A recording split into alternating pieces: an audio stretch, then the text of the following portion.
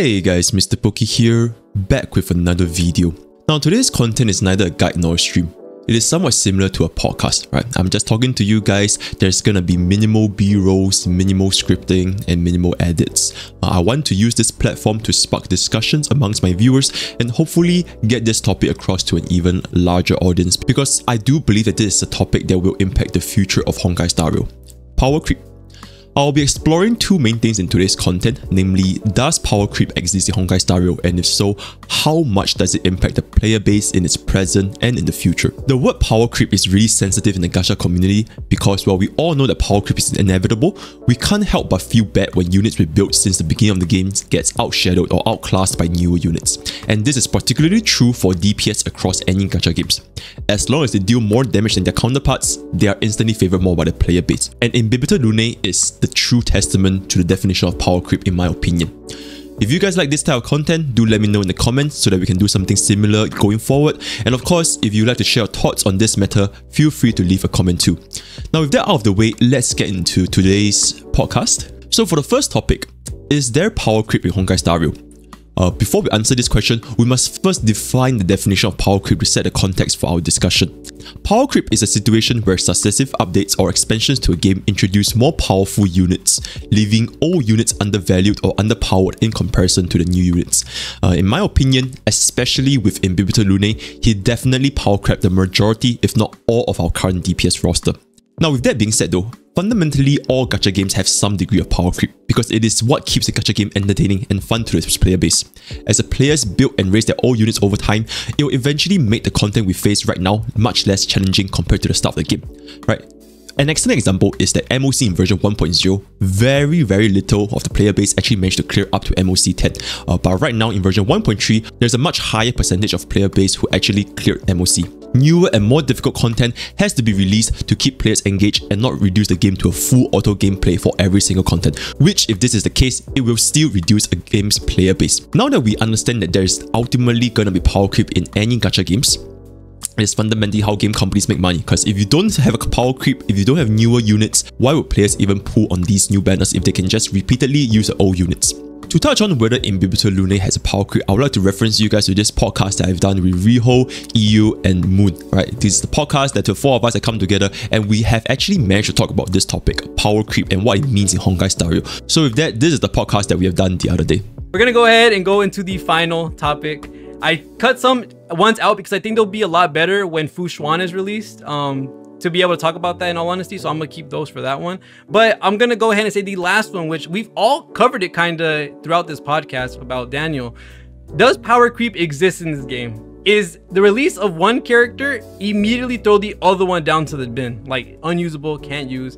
Like if I have Imbibitor, which a lot of people are comparing Imbibitor with Cele, since she was out at the beginning of the game, and now we have Imbibitor who's doing like 300k, 400ks, right? And Cele, if she doesn't get her resurgence, she doesn't get to use her part of her passive. So a lot of people are saying that we have power creep already, that we're going into a bad route. What do y'all think about this? I'm gonna go ahead and let MrPokke go first because I want to hear. I think I heard you talk about it on stream. Sure. I'm not 100%. With regards to the state of power creep, right? I'm not gonna lie.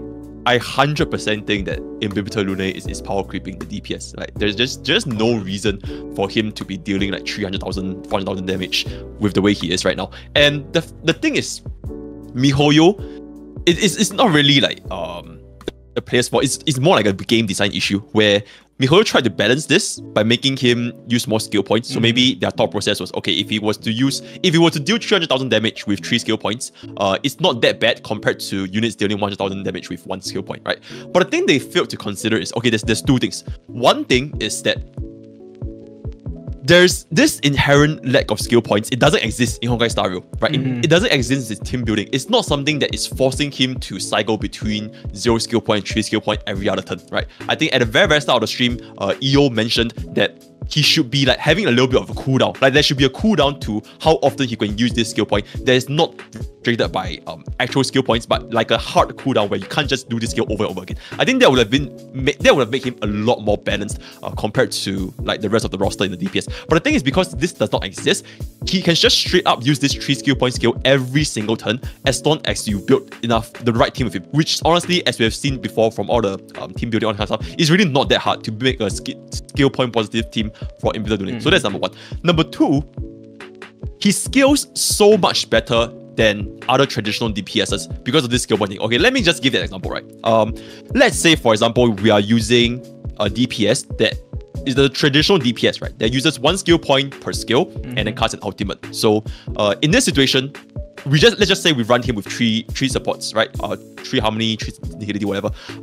He gains the buff of these 3 supports. Let's just say buff ABC. So ABC is buffing his 1 skill point damage by maybe one buff is 50%, right? So combined he gains the 150% buff. So his 1 skill point is dealing 150% damage, and let's just say these buffs last 2 turns. For Imbibitor Lunae, these ABC, exact same buffs, right? ABC, he buffs him for 3 skill points. So this is just straight up 450% like additional. And the thing is, he can just do it again the following turn, because if we build Imbibitor Lunae right, which is you build him slower, it's over the course of 2 turns, he would have dealt like 900% additional damage compared to a unit that uses 1 skill point each turn. It's only like 300%, right? This is a very, very like rough example, but I hope it gets to show that he's such a great unit that he's like a catalyst that combines all of the buffs that you get from the supports and just amplify it by like a gazillion times, way better than any of the DPS we have right now with no drawbacks. And I think this should not be allowed like in this game, right? The fact that he does not have a cooldown on this 3 skill point is just too much. But the bottom line is, do I think power creep exists? Yes, it does. But do I think it matters in Honkai Star Rail? Probably not, because number one, there are no competitive elements. There's no PvP, facts, there's no leaderboards, there's no PvE. So honestly, I don't give a shit if the guy's just gonna do like 1 million damage, right? Because I'm as a player, I'm enjoying the game. That's the short term though, right? But in the long term, which is also what everybody has said, it might create an issue where miHoYo needs to tune him down one way or the other. If not, players are not gonna pull for future units. And if miHoYo does tune down his kit, either by like straight up just like what enemies are immune to imaginary damage, then players that have pulled for Imbibitor Lunae and built for him are gonna feel like what the hell, why would you do this, right? Especially for free to plays that saved up for so long and get this super OP unit just for him to become obsolete. It's not gonna leave a very good mark on the player's mouth, right? But that is going to the long term. Even in the game that doesn't have any competitive elements, introducing this kind of like power creep, I feel it will definitely hurt miHoYo in the long term if they don't manage it right? Because why would you pull for any other DPS if they're not going to be able to match with Imbibitor's damage? And if they do match with Imbibitor's damage, then what about all the old DPSs that we have in the game, right? Who would even give a shit about like Yanqing or like Qingyan? Mega beef with Yanqing. Mega beef one. That man named the master and the student. Yeah, so that's my overall thoughts on power creep in Honkai Star Rail. The thing I like, or I think is funny, because he talks about like the skill point thing, right? He does 3 and he's gonna scale a lot better. We gotta remember also that him doing the level 3, he gets additional scaling with like the hits giving crit damage and final damage dealt at the end of the day. Yeah. So like, not only did they make his like stuff busted, they made it even more busted by giving buffs on top of what he does already. Like he's gonna do more and added on to everyone, the supports giving the buffs, him himself having his raw multipliers, and then they not only did that, but they gave him extra crit damage based on how many hits he does. Same with the damage dealt buff as well. So yeah, they definitely did not see in like the long term how this was gonna look, and I think they thought that we had some type of skill point issue or something. Like they thought it was like hard for us to like get enough to get 3. Like, I don't know if they were expecting us to be able to level 3 every turn, or for us to have enough to even try to do level 2s and 1s or something like that. I don't know. I wonder what their thought process was and how they thought skill points were for us. Like they thought that we skilled with every character no matter what. Ting Yun buff every turn. When they know that it lasts for 2 turns. Ting Yun buff every turn. Which, funny enough, I did that when I first started the game because I didn't know it was 2 turns. It might have been that they thought we were gonna play him only with Yukon. Or even Bronya, where we constantly use a skill to get the buff, because, you know, Yukong's imaginary, she helps imaginary, which I haven't seen the video just yet, or maybe not the video. Apparently Yukong is now the better partner than Bronya, or I guess maybe that's what's being compared right now. So I really want to see like what E6. At E6, yes, at E6 for sure, because you just ult with Yukong on his turn and he gets that crit rate, crit damage buff immediately.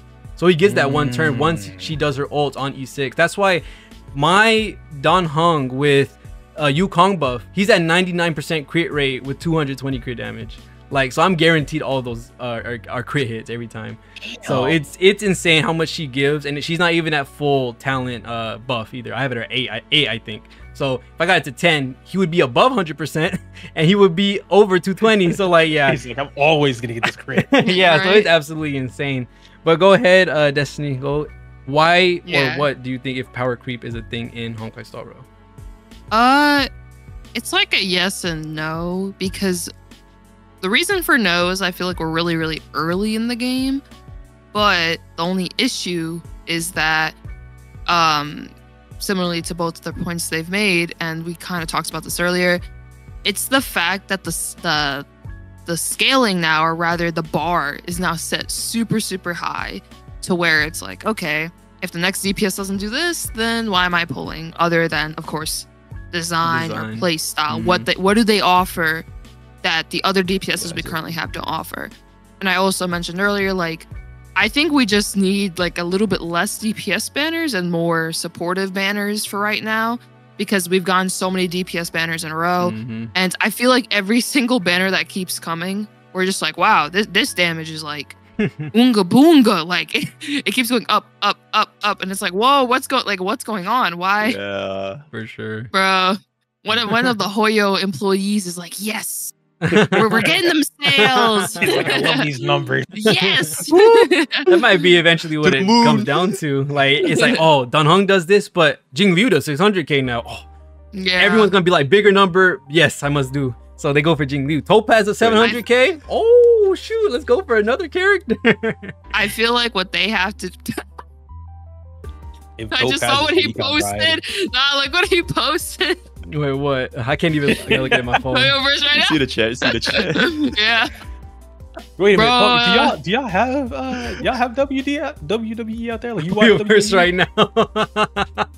I don't watch this, but I just love this GIF so much. But I don't watch it. I'm gonna post the GIF when. Mr. McMahon is great, bro. Yeah, no, he's got like the walk or whatever. He just, so I love it. Oh, money.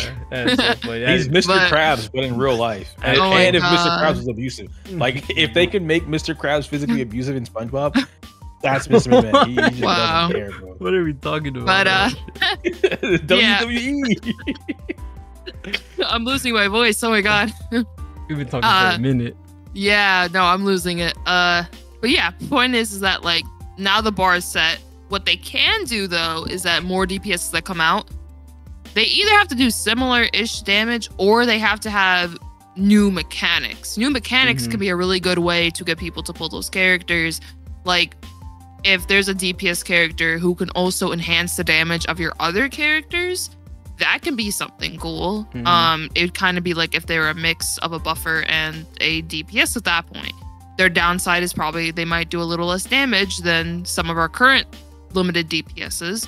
But the thing is, if they're helping out the team instead of being like a selfish character, oh my god, helping out the team instead of being like a selfish character, then that could be something. Because most of our DPSs, for the most part, are pretty selfish. Zila's pretty selfish. She wants all the buffs on her. Dan Heng IL, really, really selfish. I want all the skill points. I'll do all the damage. Like, I'll cover the team. But he doesn't really support, like, the rest of the team. Like, we don't really have many DPS that do that. I guess the only one I could personally think of is, like, Kafka. But Kafka still wants the DOT users on the team to increase her damage. So, in a way, she's still selfish, you know, at the end of the day. Like, yeah, all of them can combine their DOT at the, like, when the enemy's turn happens, bunch of damage, which is super good. But at the end of the day, most of our DPS characters are really selfish. So if they made more characters that are a mix, where it's like, oh, I could pair this with another DPS character, like this could be the main, but the main also kind of helps the sub DPS. So now I have two sources of damage, which can result in you possibly having that second, like, sub DPS, maybe a break build. Now you're doing super, super good breaks. You never know.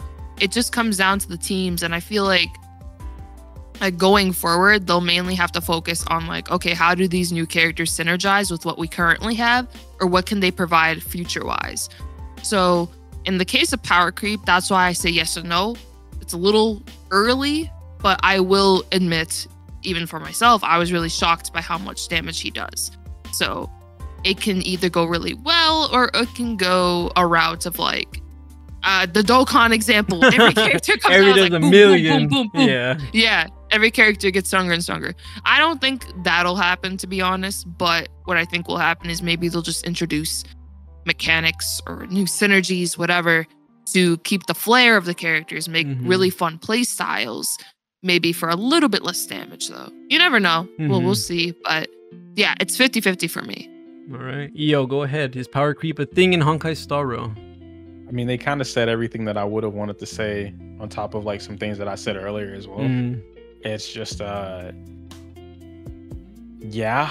And I don't even like that term. I really don't like the term power creep at all, because it insinuates that this thing coming, releasing or whatever, changes the game from this point forward forever, or ruins the game if you want to think about it in a negative concept, because we've already talked about the financial stick behind it, where Hoyo is now going to have to make every character just as strong, if not stronger than, we'll use Zila. Like if Zila is the standard for everything, Zila is still the standard for, like, they need to be as strong as Zila, if not have a mechanic that allows them to possibly get close to Zila or do as much or a little bit more, whatever.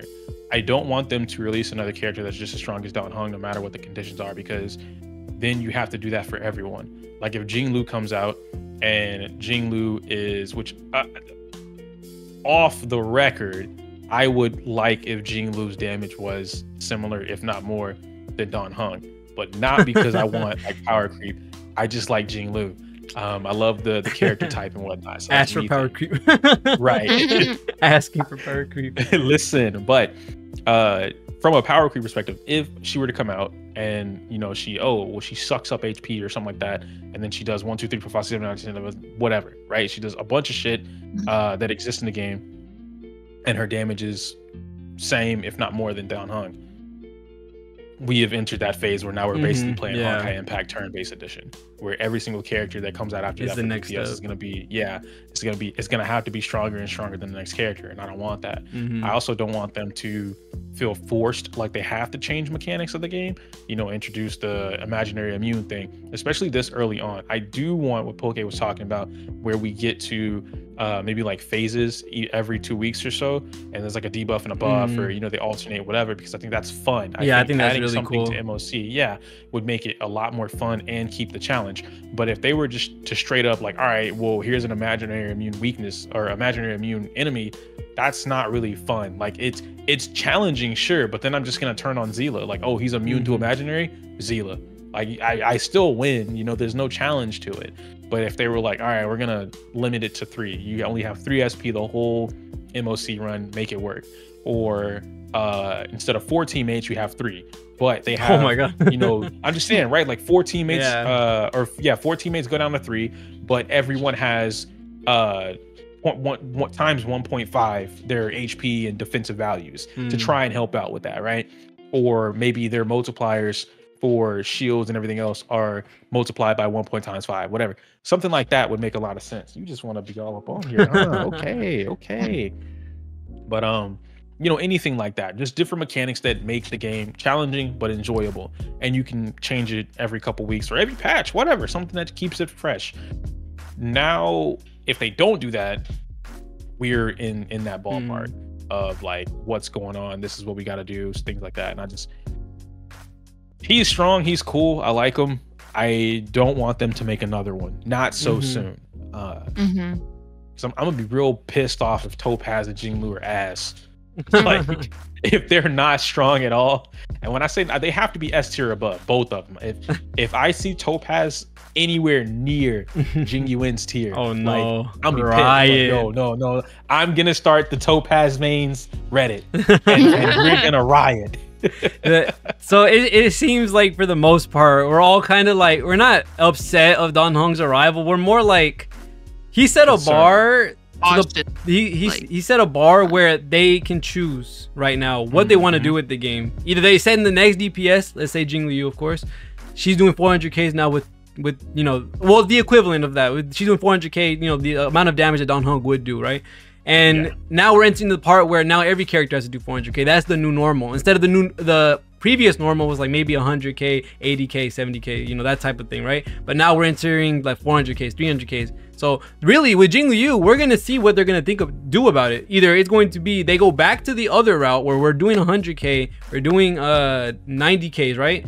And we're back to the level where Sela is, where Blade is, where Kafka is, right? Or they're gonna go to the Dan Heng route where we're doing 400k, 300k, and then we're gonna see, well, now that's the new standard. So it is kind of weird because now we're gonna have to see what their next move is. We're gonna have to see what Hoyoverse is gonna do when it comes to the DPSs that are coming out and whatever character is gonna come out, because it is kind of hard seeing with him doing so much damage for so little that he has to do, right? Yep. We're gonna have to see exactly what they're gonna play out. Ooh, that's gonna be hard to think about, honestly. With the DPS, it's exciting to like discuss, right? Yes, it's exciting. Exactly. What happened with Hoyo versus in the game itself, but following, and I don't even want to use Genshin. Genshin is like piss easy when it comes to what they allow, and they keep releasing characters up, like the Lenny or whatever his name is. You guys are like, oh yeah, he's just the best DPS at this point because of, you know, everything that he gets for free. And I'm like, oh, that's their first version of, you know, real power creep. Before that was, I think, Ganyu, and they're like, man, Ganyu's power creep in the game, and it's like, not really. She just ignored it. She was a Dan Heng. She kind of just ignored, you know, like, oh, you're not weak to ice. Yeah, you are. Choo choo choo choo. And I just do a lot of damage. Yeah, you know, she does whatever you want. Honkai Impact, I'm not super familiar with, but I am familiar enough to know that its first, I think, year or two, the power creep was crazy. Every character that came out, every unit that came out was on top of the next, and their system or the functions of the game itself weren't able to keep up, so they had to revamp it. And then that's where you got, I guess, Honkai Impact 3rd or 2.0, whatever it is, and they changed a lot. They had the weather system in place. They implemented a lot of things that allowed you're gonna tear this down. What are you doing? They implemented more things mechanically about the game that would allow the characters to still remain powerful, but now you alternate, you rotate them out, right? So maybe you need like 7 different teams now to like, exactly, like there's a couple patches you can get away with, you know, using Imaginary Dragon, but then in patch 1.6 or 1.7, but you can't really use them anymore. Like you can try, you know, but we've adjusted the game so much that he's still a strong character. He's just not strong right now in this current weather. Sure. Yeah, that would be interesting to see them go about that route too. I just don't want to see them keep the game the same, but the power of characters keep going up. Because at that point, like, why do I have this much power if I'm gonna kill it anyway, you know? So I think personally, when it comes to this topic of power creep, I personally don't think it is a thing in Honkai Star Rail, just because right now in the game, I'm gonna consider power creep when Sela can't, 20 star for, 20 turn for 30? 3 star? No, like the amount of turns you get before you lose your 1 star is 20, right? You go to 20 turns. Oh, yeah, I think it's 20 now. Once she is not able to do that with the best possible conditions or the best possible teammates, then I will consider power creep. But because both Genshin Impact and Honkai Star Rail are solely single player games with no PvP, I don't see it as going to be like any type of power creep until we have characters that are able to actually beat MOC no matter what happens. When that happens, then I'll be scared. Then I'll say, yeah, power creep is going to be a thing. But for now, because we don't have a system like PvP leaderboard based timed content with Honkai Impact, that has power creep for sure. Because if you don't have the new character, if you don't have that team, you're going to be phased out into the other ranks. You're going to be lowered to rank. You're going to lose rewards because you don't have these teams. With Genshin and with Honkai Star Rail, they're single player games. As long as you get it done in 20 turns, you're going to get your 3 star. So it doesn't matter, in all honesty, with the DPS that come out. Yeah, you'll clear it faster, but if Sela can still do it before the 20 turns are up, then you're good. Like, you can still use her. She'll be fine. So that's me personally. Yo, I have a perfect meme for this. Yo, let me just send this. I just personally don't. I just personally don't think it's gonna be. I knew it. Let me see. Oh my god. I'm gonna make sure to put these all up whenever they come up during the podcast. But yeah, like how genuine is just a punching bag at this point. But yeah, I just don't think it's a thing. Not until we get a PvP mode or some type of thing where you are actually losing rewards, or losing some type of thing in regards to using that character. So when Celic can't MOC 30 star, power creep is a thing. If we get PvP, then power creep is a thing. But for right now, I don't think it's a thing. Now, the reason why I say Imbibitor Lunae has power creep the DPS, it is not because he does a lot of damage with his 3 skill point attack. It is how often he can use this 3 skill point attack, or rather Fulgurant Leap, without any consequences. My thought process is maybe the designers, the game designers at MiHoYo, they designed Imbibitor Lunae with this 3 skill point requirement, thinking that, okay, maybe because he uses 3 skill points, the player base are unable to use this 3 skill point attack every single turn because it costs a lot of skill points, right? But as you guys can see by now, building a team composition with Imbibitor Lunae where he can enable him to use this 3 skill point attack every single turn, it is not that difficult, right? Because number one, most of our supports in the game we have right now, they're almost all skill point positive, right? Asta, Tingyun, Pella, Silver Wolf, to some extent Yukon and Bronya, but that one is probably going to require some idleness, right? But my point stands, most supports in the game right now, they are skill point positive, so it's really easy to give Imbibitor Lunae the sufficient skill points that you require to use this Fulgurant Leap every single turn.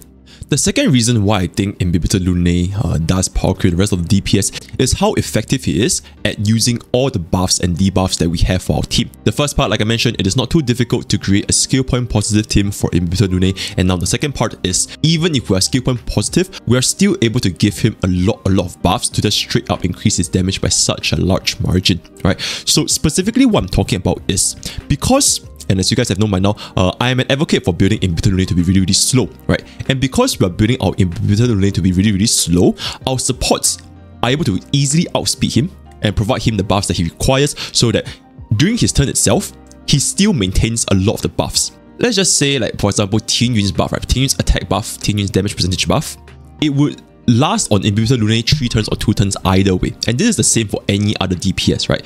For any other DPS, the support buffs last on the same unit, the attack buff lasts for 3 turns, the out buff lasts for 2 turns. For Imbibitor Lunae, because every single turn we're able to use this 3 skill point enhanced attack, the amount of benefits he obtained from these buffs are gonna be a lot higher than other DPSs who can only deal, like for example, 1 skill point worth of damage, right?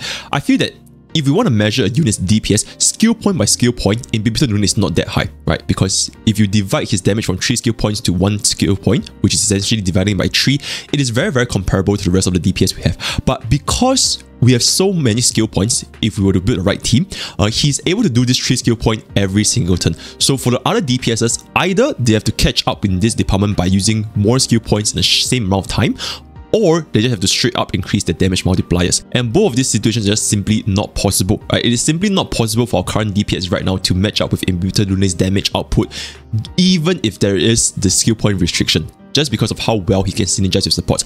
Like I mentioned in the video itself, I believe that Imbibitor Lunae acts as an excellent catalyst to just fuse all of our buffs, and as well as making use of the debuffs on the enemy to deal an obscene amount of damage with essentially no repercussions, right? Because we can do this every single turn, and because of the fact that Fulgurant Leap does not have an internal cooldown. Because of this situation, Imbibitor Lunae's damage output, as we have seen from MOC, as we have seen from Simulated Universe, all this kind of stuff, it is just so much higher than other DPSs, to the point where he straight up does not need to care about elemental weaknesses, right?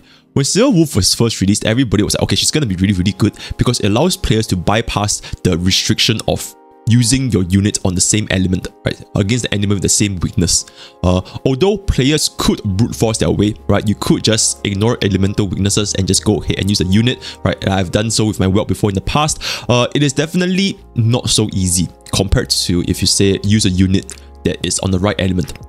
For Imbibitor Lunae, his damage is so high to the point where he straight up does not care even if the enemy has 20% imaginary rest or 40% imaginary rest. He can still very comfortably kill the enemy with the right amount of buffs provided to him, right? As you guys have seen from a stream yesterday, right, we have did a couple of MOC with the new one of Imbibitor Lunae, dealing out 300,000 damage on his Fulgurant Leap, or even 400,000. It is not even that difficult, even while being off element. And to me, that just tells me that if a DPS has reached a point where he just does not need to care about elemental weaknesses anymore, how can future DPS in the game keep up with this deep damage output? And this kind of ties on to the next topic I want to talk about, which is how is power creep going to impact Honkai Star Rail? in the current short term as well as long term. In short term, in my opinion, I honestly don't think anybody cares about it that much if there's power creep, because number one, there is no competitive elements in this game, right? There is no PvP, there is no leaderboards. So as a player, I genuinely do not care if a new unit comes out and they're able to deal like 2 times or 3 times more damage than the old DPS, because at the end of the day, it is a single player game, right? We can use whatever we want to clear the most difficult content, which is MOC, and there's no benefits to clearing it faster than other units. This is separate from community events, right? As you guys have seen from my participation in the PvP tournaments held by Timaeus, that is a completely different thing. But for the game itself, there's no need for players to seek the strongest, the best damage or the DPS units, because you can clear with anybody. You can clear with Herta, you can clear with Arlen, right? You can clear with Imbibitor Lunae, right? And at the end of the day, you're gaining the exact same amount of rewards, whether you use one unit or the other. So in the short term, I don't think there's very, very big repercussions as to whether there's power creep.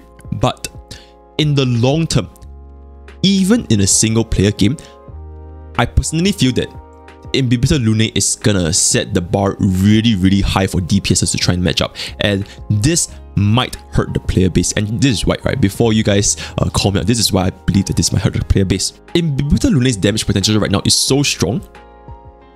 How are players able to justify whether they should pull for other DPSs, right? As we've seen from the drip marketing from MiHoYo, the next banner units in 1.4 is gonna be Jingliu and Topaz. Both of these units are DPS. If their performance are shown to be not as strong as Imbibitor Lunae, should players even pull for them over Imbibitor Lunae? Even if they have the ice element or fire element, like I mentioned, if Imbibitor Lunae straight up kills the enemy, ignoring any elemental advantages, then is there really a need to pull for elemental coverage, right? So elemental coverage out of the window. And in terms of raw damage, if raising Imbibitor Lunae alone enables the players to straight up clear every single endgame content for, let's just say, the next 1 to 2 years, because his damage is just that high, it's definitely gonna affect the revenue targets for MiHoYo. Because at the end of the day, a gacha game makes its money by its character banners, getting people to pull for their waifus and Hans bundles. I'm not gonna be talking about people that pull strictly for aesthetic reasons or people that want to pull because they want to enjoy different playstyles. I'm talking about players that want to pull to become more efficient with the Stellar Jades, especially for free-to-plays. I think this is especially relevant for free-to-plays or even light spenders. These players do not have the luxury of pulling for any character banner unit that they want. Technically, they could use those units to clear the content, but if Imbibitor Lunae's damage is so high where you can basically clear the content with a much lower bar for investment, then it's very hard to justify for these low spenders and free-to-plays as to why they should pull for other DPS units, when Imbibitor Lunae can do exactly what other DPS unit does, but even better, while being off element, right? So if it comes down to this, and players decide, okay, you know what, I'm gonna skip all DPS units, I'm only gonna pull for Imbibitor Lunae, and if I don't get him now, I'm just gonna pull for him in the rerun, the revenues for all future banners is going to be reduced for MiHoYo. That is a fact, right? Because less players are pulling for these units. When this happens, I firmly believe that MiHoYo is going to do something about this, because there's no way they can allow Imbibitor Lunae to just dominate every single DPS chart for the rest of their life, right? Because they have to do something. They either increase the damage capabilities of future DPS units to the point where they match Imbibitor Lunae's strengths, or they introduce contents or limitations to try and reduce Imbibitor Lunae's strength itself. Although this situation can only be done in the form of like a MOC debuff, right? They are probably not gonna nerf Imbibitor Lunae because I don't think MiHoYo has a history of nerfing units ever. But let's just talk about these two scenarios, right? Scenario number one, what if they were to release units that can match Imbibitor Lunae's strength? And I think this is the most obvious reason going forward. They either release units similar to Imbibitor Lunae or deal even more damage than Imbibitor Lunae, right? I think this is probably a more likely scenario. If this is going to be the case for DPS units going forward, then players who pulled for all the old DPS units, right? All the DPS units is the standard banner, right? Himeko, Welt, Yanqing, and all the DPS units in the limited banner, right? Sile, Jingyuan, Blade, Kafka. They're gonna pale, or rather eventually pale in comparison to all the new DPS units coming out. It's like generation 1.0 of the DPS units and generation 2.0 of the DPS units, right? If generation 2.0 are just going to be constantly chasing and increasing the damage multipliers to the point where the generation 1.0 DPS units are not even able to keep up, then players who have invested in generation 1.0 DPS units are definitely going to feel like, hey, that's not right. Right, because especially for free-to-play players who have put on Silei's banner, put on Jingyuan's banner, put on the Kafka's banner, if the damage reach a point where they can't even compete with the new generation of DPS units to come, that is to say, matching Imbibitor Lunae's damage potential, then I think that's gonna cause quite a uproar amongst the community, right? And we have seen this, right? History is a lesson for us all. In all the previous gacha games, whenever more and more DPS units come out, the old DPS units just eventually gets neglected, and the player base is definitely not gonna be happy about this.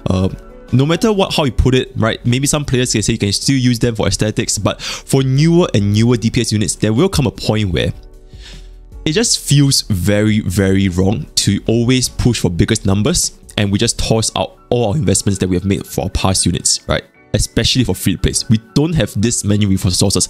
And it comes down to this. If they're just gonna keep releasing stronger and stronger DPS units, am I just gonna not pull at all? Am I just gonna never pull for a DPS unit and wait for the time where a new, bigger DPS units come out, right? How would they balance this? And that's honestly a question that I hope that I can get an answer to as well. So that's scenario number 1, right? Releasing stronger and stronger DPS units. Now, scenario number 2. Introducing some way to limit Imbibitor Lunae's damage capabilities, or at least in endgame content. And the way I see it, like I mentioned just now, it could be done in a form of a weekly debuff, right? Because right now in MOC, we're having weekly buffs, which goes to benefit the current rate up units, right? To benefit their sales, right? Incentivize people to pull more. But in the future, when we reach a point where MiHoYo decides that, okay, you know what, we really need to upsell this current banner, and we don't want players to just use Imbibitor Lunae all the time, right? They could introduce a new mechanic of MOC debuffs, and I believe this is pretty fun as well, right? It introduces a sense of difficulty, where it artificially limits Imbibitor Lunae's damage capabilities, but it still doesn't affect his damage output in like Simulated Universe or right, in overall farming. He's still like extremely strong there, right? But in endgame content, let's just say in MOC, they could introduce a limiter where, like, for example, every battle you only begin with 3 skill points, and you will never ever exceed to 3 skill points. Like the maximum skill points they can have for a team is 3 instead of 5. I think that will greatly reduce Imbibitor Lunae's damage capabilities. He's really the only unit that needs to use so many skill points at once, right?